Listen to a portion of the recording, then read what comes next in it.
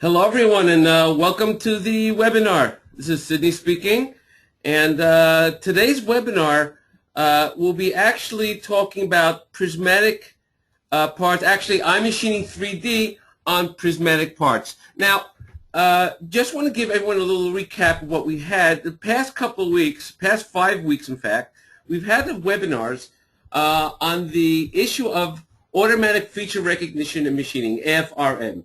Those webinars included pocket recognition, chamfer recognition, drill recognition, all the automatic hole recognition and machining, as well as the whole wizard parameters using the SolidWorks whole wizard parameters plus the machining process.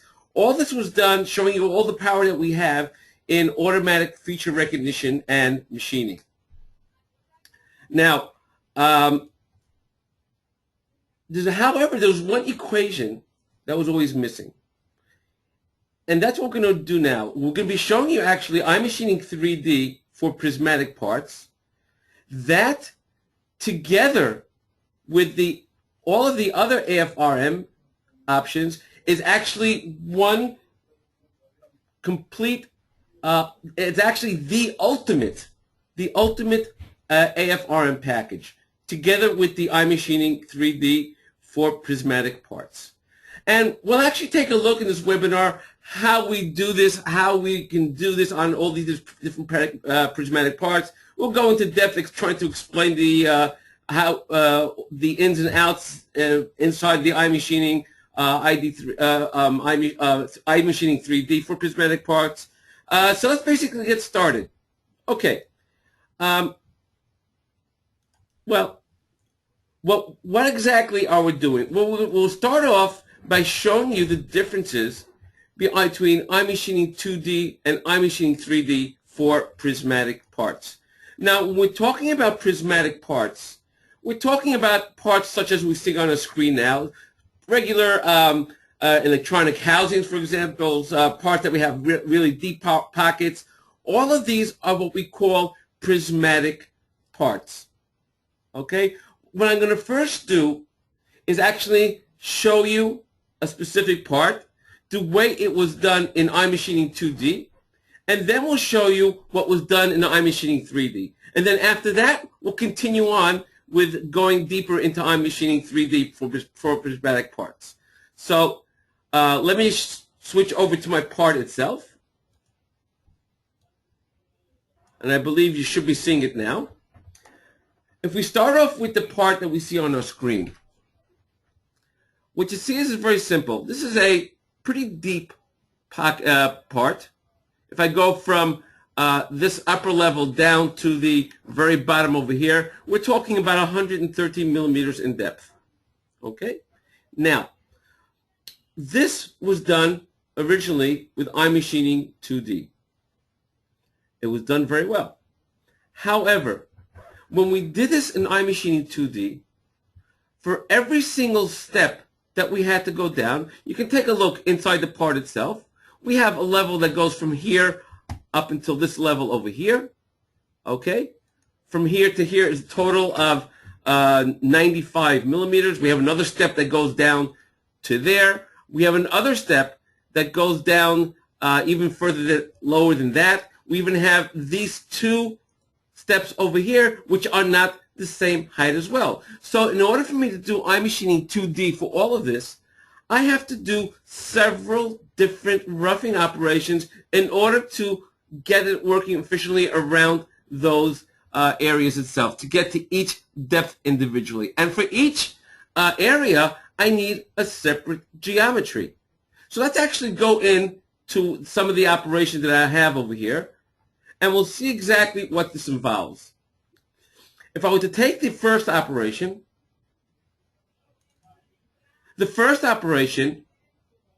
you can see my geometry at this point is going around the part itself, just around the outside area over here, okay? And I'm not going to go obviously all the way down, because if I did that, then I would actually mill away those steps. I'm just going to go down to a specific step. Okay. Now, next I have my tool.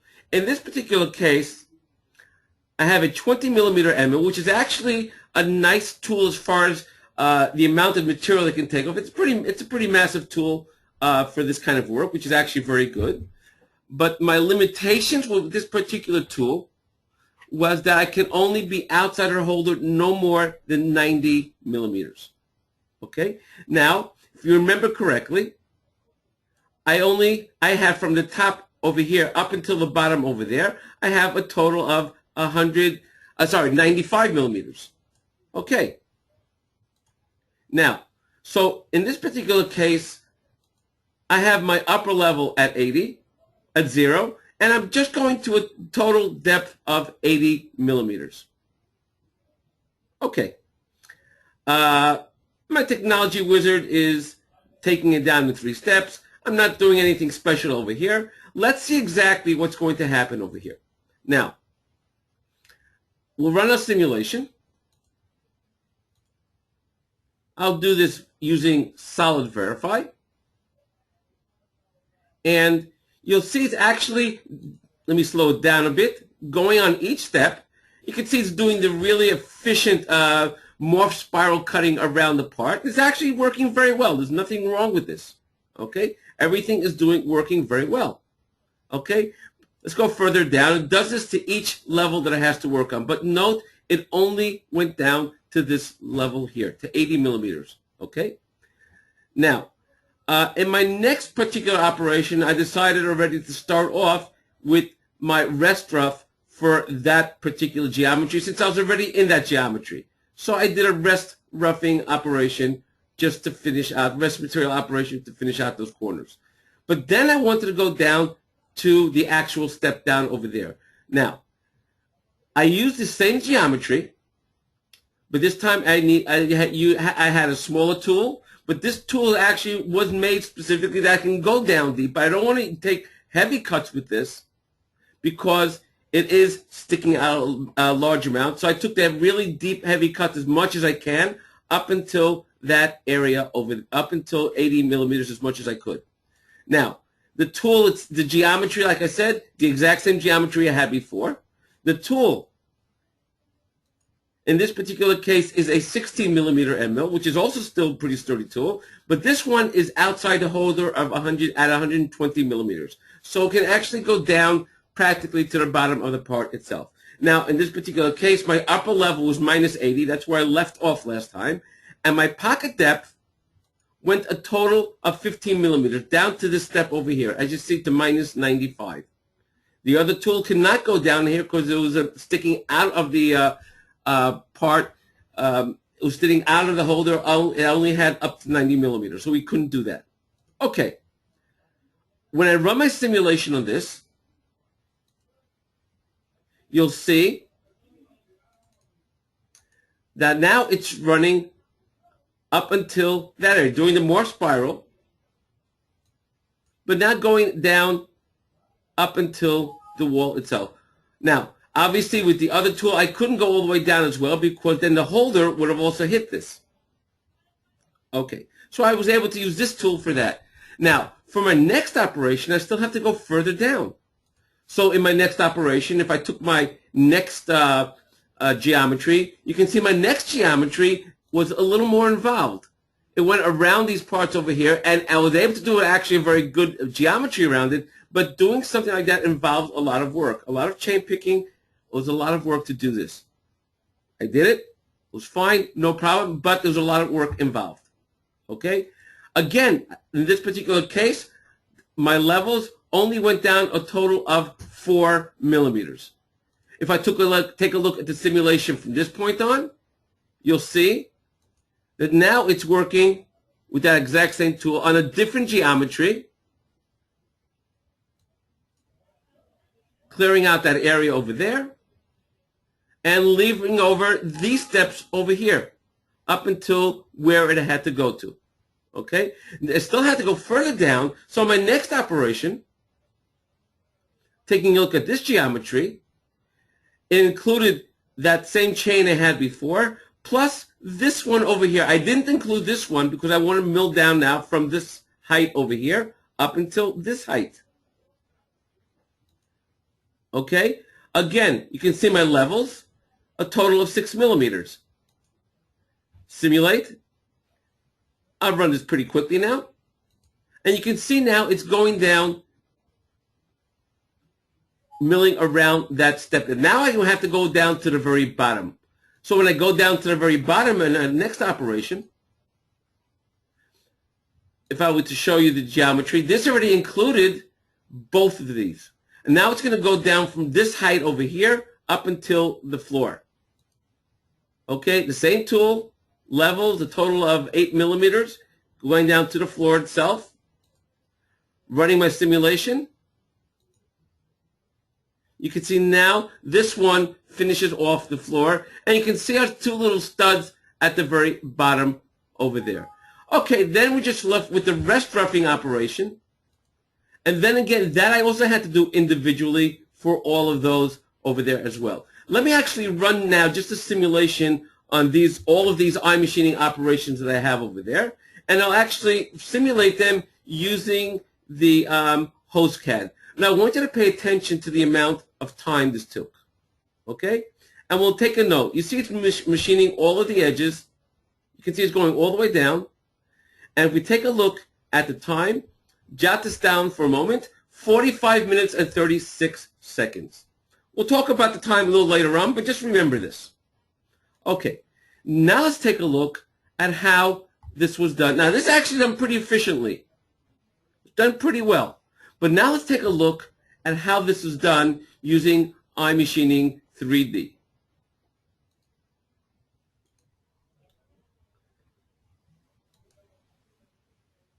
Okay, first of all, I have here a total of 3 iMachining operations. And this already includes the rest material for all of those corners. If I were to take a look at my first operation, you'll note the following. First of all, I have my geometry. My geometry is the entire target, so it knows everything that's there. It also knows, if I go into define, I'm not going to do anything, I just want to show you that it also knows to cut only where there is material left over. So if I go to show 3D, it's showing me what material has to be cut out. Okay. Now, I'm going to use the exact same tool that I did there in the beginning last time, that 20 millimeter end mill. That's outside of the holder, a total of 90 millimeters. Now we know with the holder, it can't go all the way down on the walls, but we have here an option which we don't have in iMachining 2D, something called holder collision. This checks the wall that makes sure that the holder does not clash into the wall itself, and actually changes the tool path so that the tool can go as deep as it possibly can. You can see my levels are set all the way down to the bottom, okay?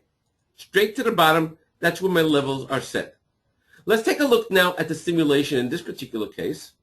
We'll use Solid Verify, and note the following. It starts off very similar to the way the other one started out, doing those exact same cuts, more spiral cuts. But now look what happens when it went further down and it got too close, it got to the area where it can't go any further in. It actually moved itself away, so this way it's clearing away all of this material with that larger end mill. Okay? Taking a look further down, okay, you can see how it's actually machining all of those areas itself. Okay? Very bottom over there as well. Now take a look at the side. You can see even that the holder is inside the part, but it's being protected so it doesn't go too far in. This is something you cannot do in iMachining 2D. If you did this in iMachining 2D, you would have to make a separate geometry, a separate operation just to do something like that. But note, this went all the way down, going as far as it possibly can, getting the most of the material that is left. So all that's left now for the next operations is just to work on these areas over here. So if I were to go into my next operation, you can see I'm using the exact same 16 millimeter end mill. Okay, and if I go back to my geometry and go to working area, what do we see over here? we see that it knows exactly what material is left over to machine. It shows it. You can't make any mistake about that. So it knows to work only in those areas. Okay? Like I said, we have our tool, 60 millimeter tool. Levels the exact same thing. Let's take a look now at our simulation. You see that tool now, it's just clearing out those corners that we did before, plus these areas as well, going all the way down as far as it can into the part itself, machining out everything that's there. And then the last operation is just doing the rest machining. Now let me just actually run now the simulation on these three parts and these three operations. Now you'll note total of 3 operations as opposed to what I had before of 11 different operations. And I did not have to pick a different Z level every single time. No chaining, nothing of that had to be done. Let me run now my simulation on this, and I'll start, and I'll actually do it again with HostCAD. And we'll run it down pretty quickly towards the end. You'll note, let's take a look at the time. The time in this particular case, remember now, the first tool in this case was able to clear out a lot more material at the bottom. So there was a lot less that was left for the smaller end mill. Okay? This one took 29 minutes and 33 seconds as opposed to 45 minutes, 36 seconds. That's a difference of 16 minutes. Okay? Now, let me just show you a little chart that I have over here on this particular part. We're talking about this part over here where they had to do a batch of 140 parts. Now, when this was done originally, years ago with the standard 2.5D milling operations, this took over 2 hours, 2 hours and 16 minutes to do. Now, with the iMachining, when they moved over to the iMachining 2D, it took him 45 minutes. So that was 318 hours opposed to 106 hours. Okay? So in that particular case, with the iMachining 2D, they already saved a lot. 211 hours of saving time. In other words, 67% savings time. Now, when they switch over to iMachining 3D, and they made it to 29 minutes instead of 45 minutes, the difference all of a sudden, cutting saves 78%. So on a batch of 140, they saved over $16,000. That is not something to laugh about. That's a lot of money just from one run. Okay. Okay, so now I'd like to go back into the actual presentation itself. And we'll go a little further into what we're actually be showing over here. Now, what's actually the differences that we've seen in iMachining 2D versus iMachining 3D for prismatic parts? Well, iMachining 2D, as you saw, it required definition of each geometry with its particular chain and its depth. When we did that, this had to be done in several different operations. Whereas iMachining 3D, since it's working on the entire target, it automatically identifies all of the geometries and their depth, and it was able in many cases to perform both the roughing and the rest roughing in one single operation.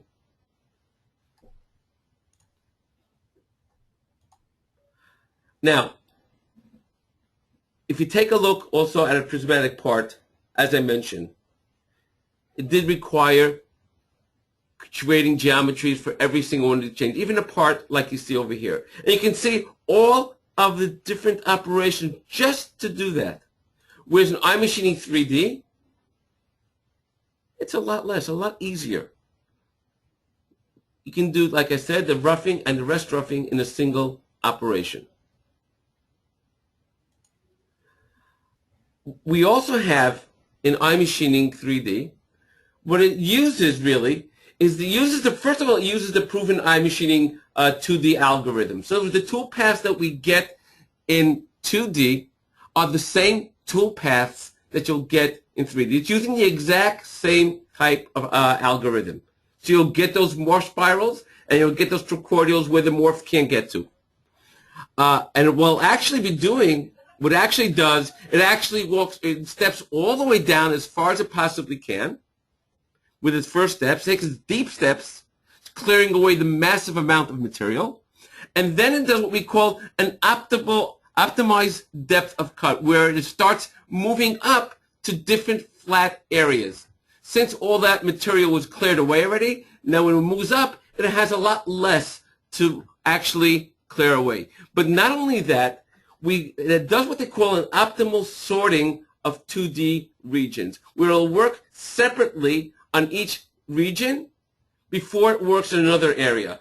This actually optimizes the positioning between 2D regions. Now, what I'm going to do is actually load another part. So I'll switch over to my other screen. And if I go and open another part, we'll be talking about this part over here.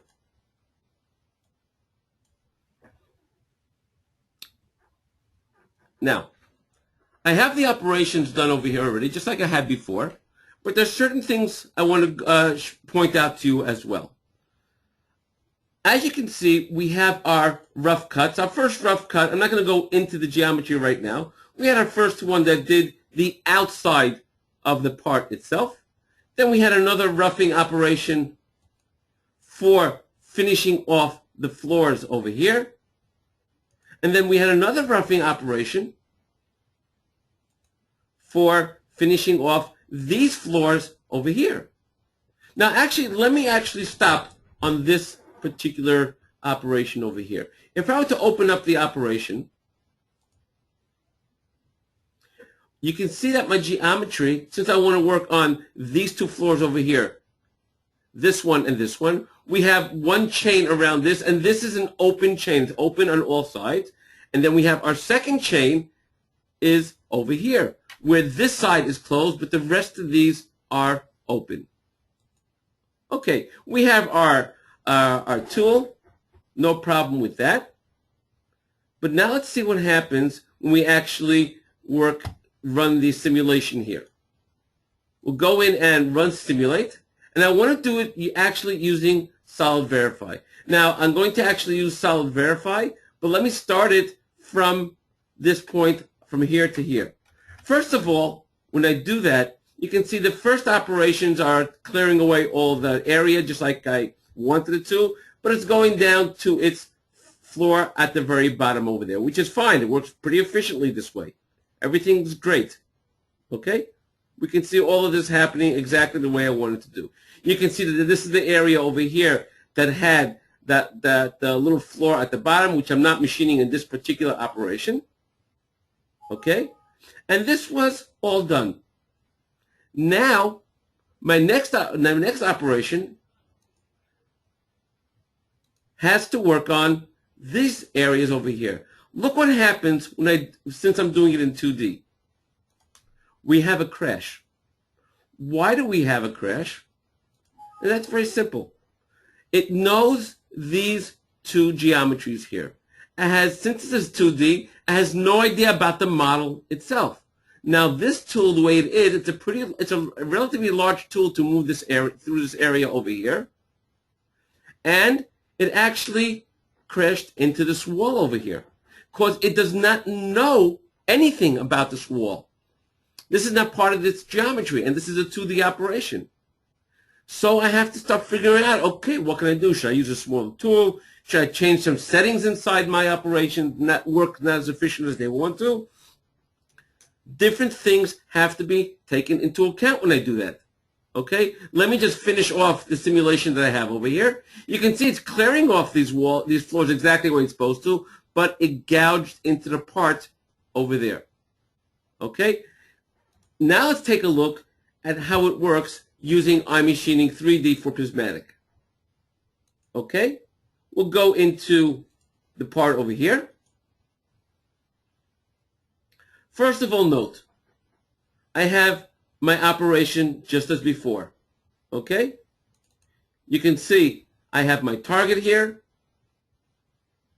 My tool, the exact same tool I used in the previous operation, in the previous part, 9.5 millimeters or 3/8 of an inch, sticking out 24 millimeters of cutting, outside the holder 35 millimeters. Okay? If I take a look at the simulation this time,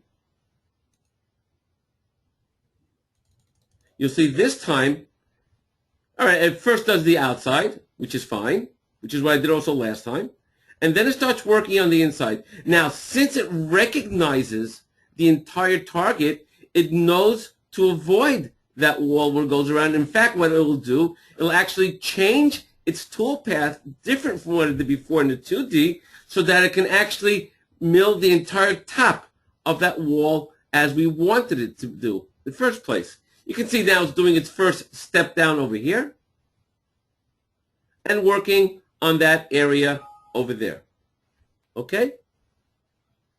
And you can see this time it did not crash into that corner because it knows the target. Something we could not do in 2D.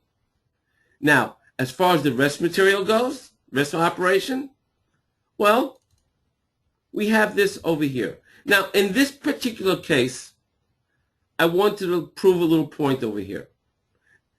I am using a cutter, 6 millimeter cutter, fine. On purpose, I'm only outside of the holder 15 millimeters, which I know is short. Now, I have here holder collision actually done. Let me get rid of this for a moment and actually do the calculation of the part. Let's see what happens if I didn't have holder collision. Okay? We'll let the calculation go for a moment.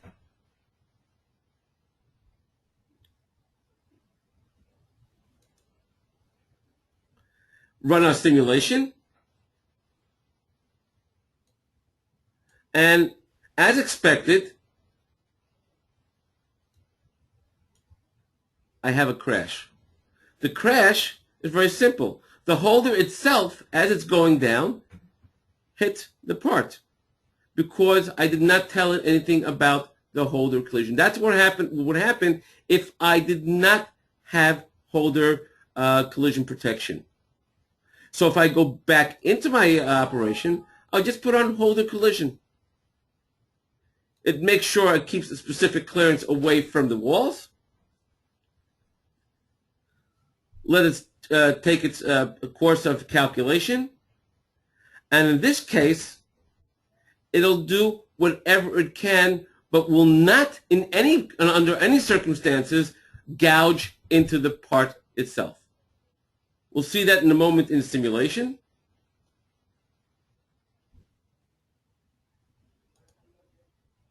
Okay? This time, you'll note it's protecting itself and it's not going all the way down. It's going as far as it can. Now, obviously, with a tool like this, I really can go down, but I just wanted to show you what the effect of holder collision actually is. Now, I'd like to load another part. And this part I'm actually going to start programming together with you. Now, in this particular case, okay, there's a couple of rules that we shouldn't follow, which I'll show you also a little later on, about working on prismatic parts. First of all, with iMachining 3D, you should always define your stock. As you see, I have my stock defined over here. I also have my target defined. All of this should be pre-done. In other words, before you even start your operations, creating that. Also, one other note, if I were to open up the stock, for example, or the target, we have here something called facet tolerance. Keep your facet tolerances tight. Okay? What's recommended is 0.01 millimeters. Okay. Now, my first operation I've already done, and in particular, what I've done is I've actually created a drilling operation down into that area over there. And you'll see why in a moment. I did solid verify. And what we have here is a part with a hole in it, as shown over here.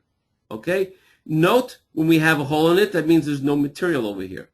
And iMachining will use this to its advantage. Okay. Now, my next operation, I'm going to start my iMachining 3D. Okay? Note, my target is automatically defined. Now, just to show you, if I go into my working area over here, show 3D, you'll see that this is the stock that it's working on. It already sees that there's no material over there. Okay, so it knows that this is an area where no machining has to be done. Okay. My tool in this particular case, again, I'm going to use, let me see, I'm going to use my 3/8 end mill, similar to the one I had before. And my levels, in this particular case, I don't want to go all the way down to the bottom over there. So what I want to do, really, is I'll just go down to that point over there. I'll keep everything else the same, my technology wizard. Let's go into my technology. In my technology, I have my wall offset. So I'm going to leave my wall offset at 0.3 millimeters. And one other thing we should note. We have here something called rest rough. Now, in my technology wizard, you'll see that we'll be going down in one step. Okay? We will be going down in one step. However, there are steps in between. So what happens in those steps in between, the way it starts stepping up, is controlled by its rest rough. Now, it'll always keep that much material left. That's what we want to have left over for finishing. What we recommend is when doing the rest rough, actually open up your scallop and set this, your scalloping, which is also how much material you're willing to have left over here. So have this set the same as your wall offset at 0.3. Okay? This will ensure that you won't have more material left over than you really need. Let me actually now calculate. And let's see what happens when I actually run the part itself. And while it's running, what you're going to see is that it does what they call the optimal step up. What does that mean? If we take a look at this picture for a moment, you'll see that it'll go down to the very bottom and then start working, stepping up to the first step, to the next step. Let's actually first see this in our simulation itself. Let's simulate. Now, I'm going to start my simulation off slow. You see it's first of all going around the part. I'm actually going to go and do stop on next when it makes a Z change. Okay? So we'll continue the operation. Hold on a second. Did I make a mistake? Yeah. Okay. Let me redo this. Close this up. Stop on next. Z change. And let it run. A little couple of Z changes over there. Actually, I'll just get rid of this for now. Don't need that. Just go slow. Okay? You see going down. I want to show you what happens when it gets to this area over here. Okay, it's about ready to get to that area. I believe we're about there. Okay. When it gets and finishes its outside area, which it's doing right now, it goes up, and look what happens. The tool is going right over the hole and going right into the hole itself. In other words, since it sees that there's no material left over here, it knows it can plunge in there. It sees what's there. Now let's continue on down, and I'll continue on a little slow over here, because I want to also zoom in to this area itself. And I'll do that by coming in as close as I possibly can over here. And let's see what happens now. Right now, it's actually machining that bottom step over there. And it's doing that in a spiral form. And now it's going up to its next step. This is the optimized step up, as we saw, that I talked about. Okay, if I take a look at this picture again, this is what it's doing now. It did its first step down there. Now it's doing its next steps over here. Step 1, step 2, step 3. And then later on we have 4, 5, 6, and each one of these steps over there. Again, take a look at the simulation. Continue with the simulation. You see now that's actually working in these areas over here. And it's doing what they call the morphed spiral. As it goes up to the next step, you can see the morph spiral now actually coming into play over here.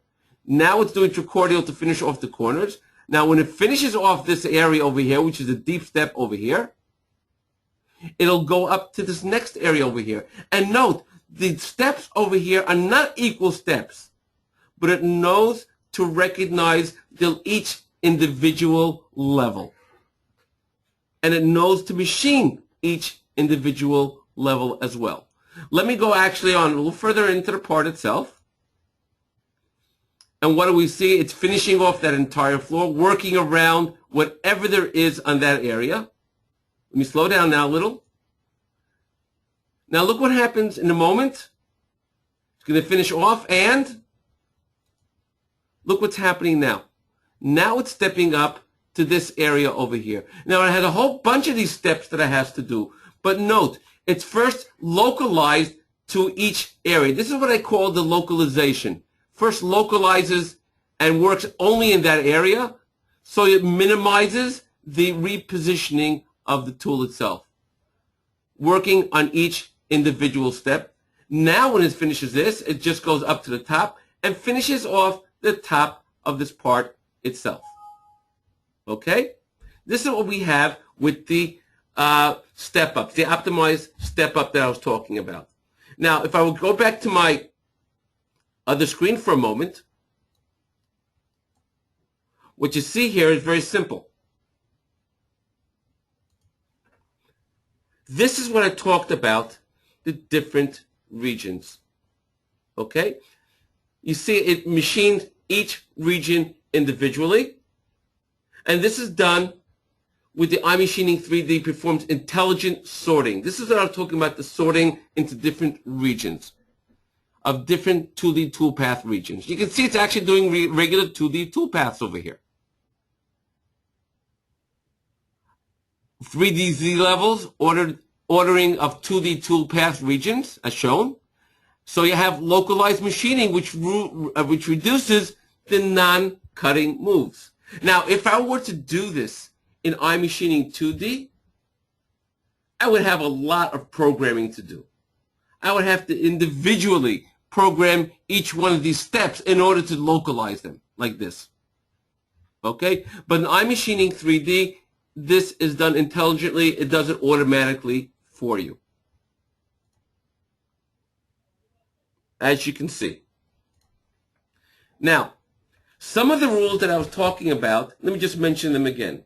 When you're working on prismatic parts, and just as, by the way, this is true really also with any iMachining 3D, always define your stock and your target models.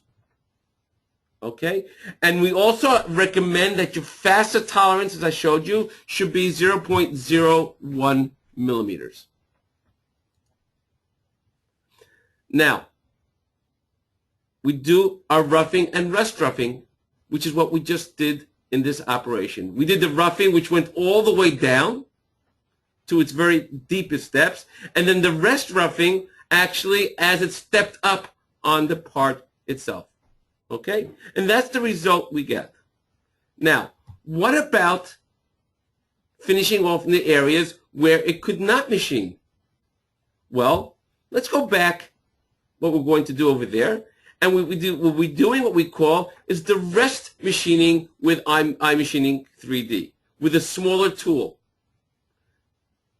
Okay? Now, with a smaller, you can do any number of rest machinings. You can go from one size to a smaller size to a smaller size, and it'll always machine only with material, where there is material to be left over. And this is very good for getting into those really tight spots.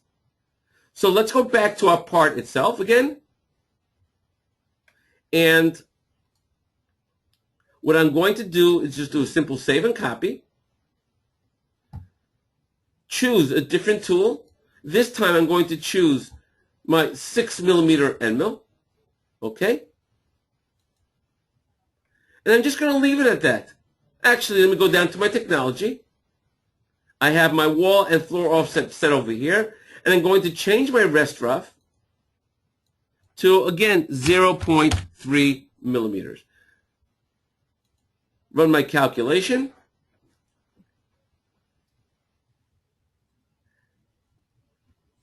Okay.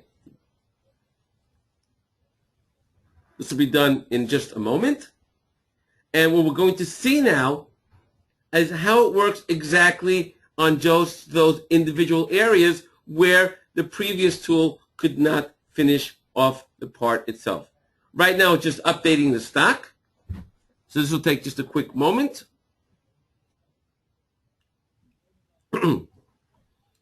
Okay, you can see the part over here. And what you're going to see now is that it's actually machining all of the corners, including those corners over there, which the previous tool could not get into. As shown over here, these corners, even around these areas over here as well. All of them were now machined out exactly the way they were supposed to. And note, the the second tool only worked in those areas where there was material left over. Well, what about finish? On Prismatic Parts, how are we going to do the finish? Well, what we're going to do is very simple.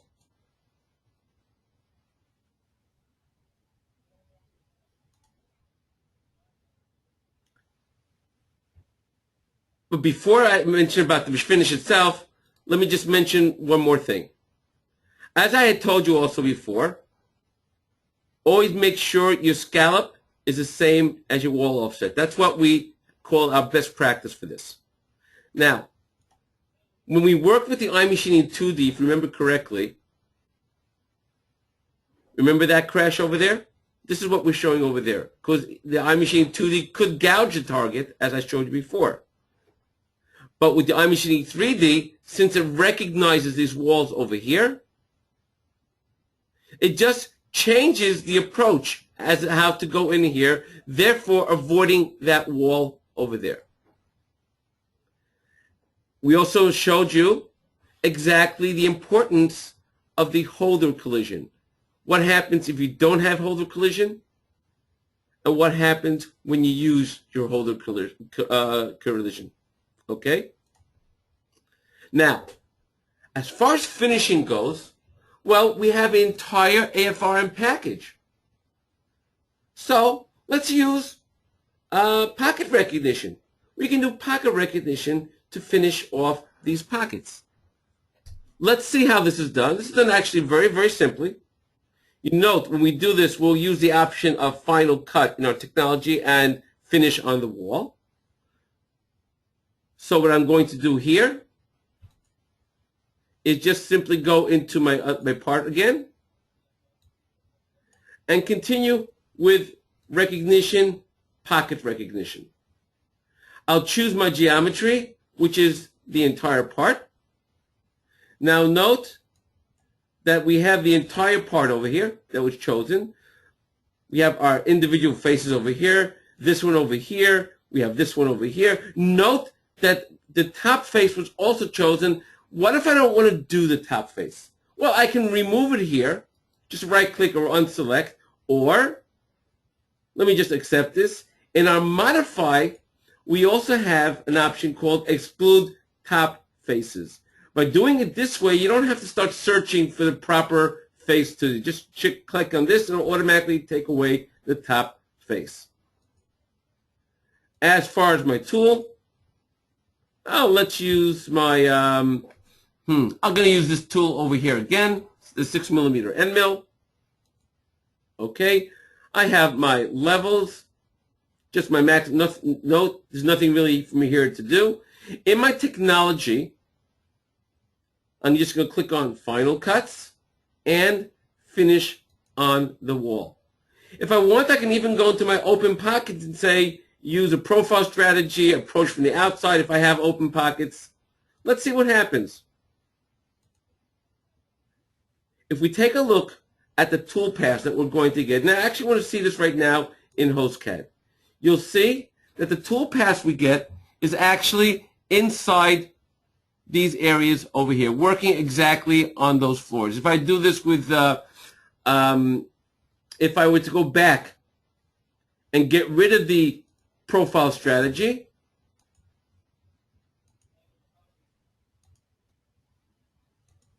it'll work this way over here. Okay, so you see it actually finished the wall, worked directly on the floors itself, and then the wall. If I were to do this with Solid Verify, you see it does everything. It does the floor and the wall. Okay.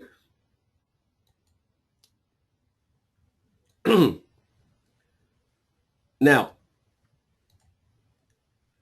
let me go back to my other screen for a moment. Now, the pocket recognition, as you see, provides the most optimal finishing for recognized pocket features. And you saw this was done in one single operation. That's what makes it so easy. Now, let's actually take a look now at programming different parts. Okay? I have a few more parts that I just want to show you.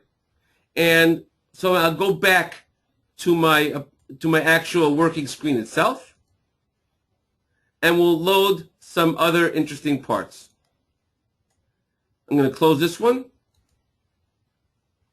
And I'm going to load the part you just saw in the picture a moment ago. Okay? And what I'm going to do is I'm going to use some of the power of AFRM on this part.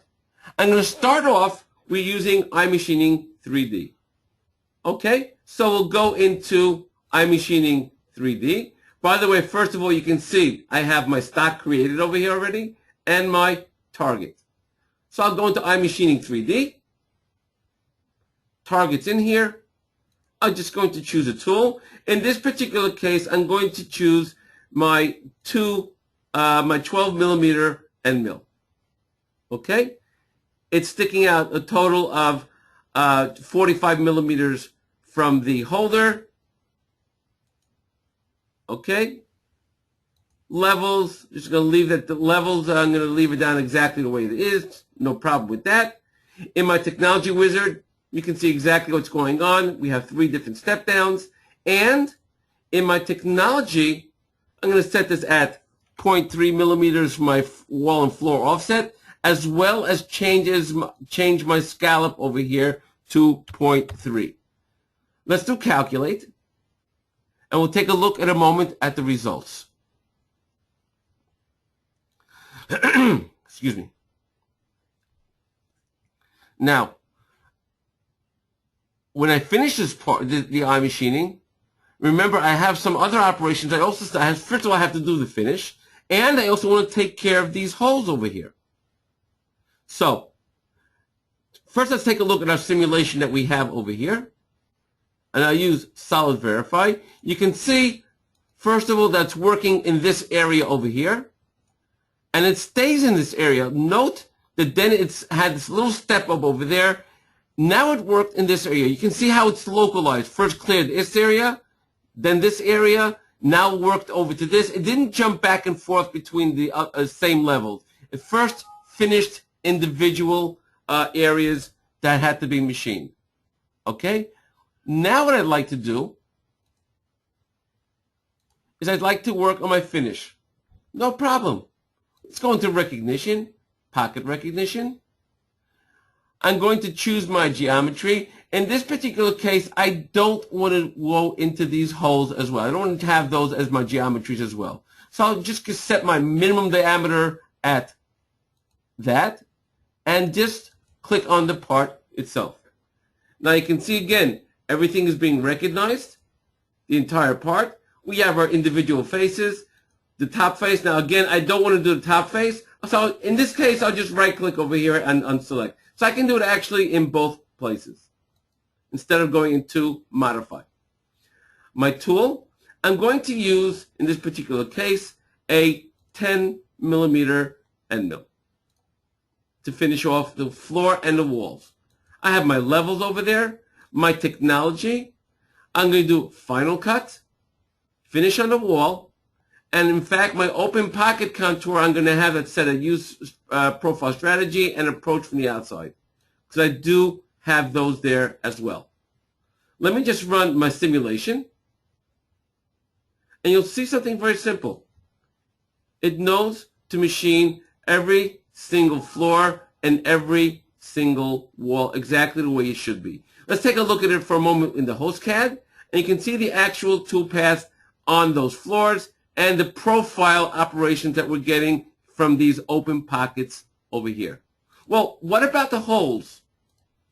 Well, the holes, since in this particular case, these holes were built with the hole wizard of SolidWorks. So I'm going to use that to my advantage, because we have now a machining process specifically for recognizing the SolidWorks hole wizard parameters. And in this particular case, I want to do a work on the countable holes. So I'll click on countable holes and pick. All I have to do now is choose my geometry. So I'll just recognize my geometry. When I recognize my geometry, it recognizes every aspect of it, including the geometries that go around, all of its dimensions. All of this is automatically recognized. You can see all of them that were picked. You can see the entire list over here as well.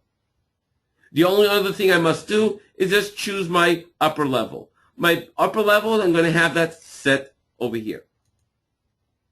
Insert. And as you can see, all of my operations were created. Okay, run my simulation on that. Let's do solid verify. And you can see I have my drills, my milling operations, and my chamfers as well on the part itself. Even though these holes do not have a chamfer on it, I added a touch of a chamfer on the top over here and as well as the bottom over there. Okay, now what we did over here is basically finish the entire part. I basically did three different things. I did my iMachining 3D, my finish with the pocket recognition, and I did all of these holes with the machining process, which created automatically 5 different operations. Okay, let me just load another part that I have over here. And this time, I'm going to load this part over here. Now, this particular part, you'll note that it has different Mac positions. One for this side, one for that side, one for over there, and one for that side as well. So if we start with our first Mac position, we have 2 operations that we did in iMachining 3D. We did a regular rough and rest rough and a rest machining. The rough and rest rough, we went with a 8 millimeter end mill. You can see our levels where we want to go down to. I show it over there. I believe it's the bottom of the part itself. You can see the point picked over there. And just going a touch more so we don't leave a burr over there. And in our technology, you can see everything that's set up over here. Okay? If I were to run my simulation on that, you'll see that's actually milling out the outside, everything inside over here as well. All of this is being machined. Now, my next operation, which was the rest machining, is basically the same as my iMachining, my previous operation, just with a smaller end mill. Running the simulation with that tool, what we'll see is very simple. It'll only work in the corners where the previous tool could not work. Now, in my next operation, we worked on the flip side. Now, working on the flip side, it knows that certain areas were machined already. Okay, so if I were to go into the operation, first of all, we'll take a look at the geometry, and then we'll go into working area. Taking a look at the working area show on 3D, you can see that it knows that this was already machined, but this top area was not machined. Okay? I have my end mill that I use over here, my 8mm end mill. Run my simulation using Solid Verify. You'll see that it starts clearing off the corners and then working in around this part over here. And I had to go down a little into that area over there as well. Now my next operation was a rest operation. The rest operation using a smaller tool. If we take a look what this did in the simulation, you'll see that's actually working only in these areas over here, plus in these areas over here, which needed a much smaller end mill. But it knew to only work in those areas. Well, side 3, working on this side over here, let's run our simulation from that operation over there. It sees what was done up until this point over here, but also now finished off this area over here correctly, getting the proper corner that we needed over there. And it knew to machine only that area, as well as this last operation over here, which was the flip side. It has to only work over here. If I were to open up the operation, I'm just going to show you, if I go into my working area, what the 3D material looks like. This is what's left over. So what's left over basically the machine over here is just this area over here.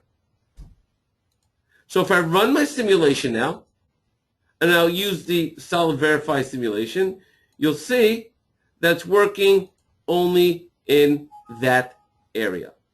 So what we've basically done here with all these parts is we've showed you how easy it is to work with iMachining 3D on Prismatic Parts. Now, again, you can do it with iMachining 2D, no problem. It'll work out very well for you.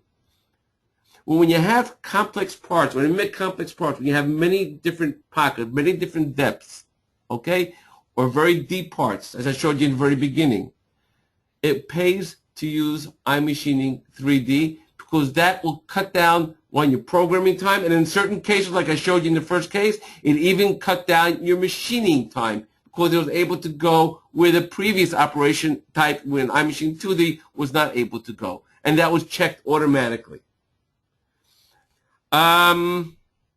Okay.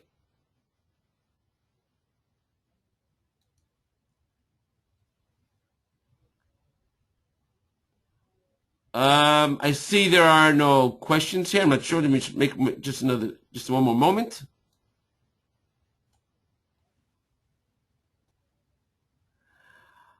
Okay. One thing I should know is that remind everybody is that this webinar has been recorded, and tomorrow it will be available on our website. So if you did not see the entire webinar, if you came in the middle, do not fear, you'll be able to see it on our site as well.